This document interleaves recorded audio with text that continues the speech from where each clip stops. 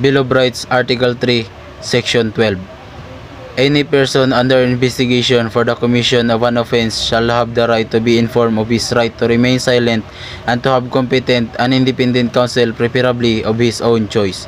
If the person cannot afford the services of counsel, he must be provided with one. These rights cannot be waived except in writing and in the presence of counsel. Paragraph 2. No torture, force, violence, threat, intimidation, or any other means which vitiate the free will shall be used against him. Secret detention places, solitary, incommunicado, or other similar forms of detentions are prohibited. Paragraph 3. Any confession or admission obtained in violation of this or Section 17 hereof shall be inadmissible in evidence against him. Paragraph 4. The law shall provide for penal and civil sanction for violation of this section, as well as compensation to and rehabilitation of victims of torture or similar practices and their families. Section 13. All persons except those charged with an offense is punishable by reclusion perpetua when evidence of guilt is strong shall, before conviction, be bailable by sufficient sureties or be released on recognizance as may be provided by law. The right to bail shall not be impaired even when the privilege of the writ of habeas corpus is suspended. Excessive bail shall not be required. Section 14. No person shall be held to answer for a criminal offense without due process of law. Paragraph 2. In all criminal prosecution, the accused shall be presumed innocent until the contrary is proved, and shall enjoy the right to be heard by himself and counsel, to be informed of the nature and cause of the accusation against him, to have a speedy, impartial, and public trial, to meet the witnesses face to face, and to have a compulsory process to secure the attendance of the witnesses and the production of evidence in his behalf.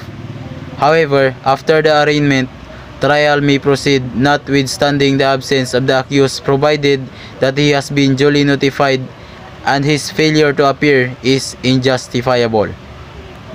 Section 15. The privilege of the writ of habeas corpus shall not be suspended except in case of invasion or rebellion when the public safety requires it. Section 16. All persons shall have the right to a speedy disposition of their cases before all judicial, quasi-judicial, and administrative bodies. Section 17. No person shall be compelled to be a witness against himself. Section 18.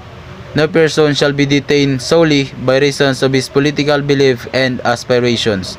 Paragraph 2.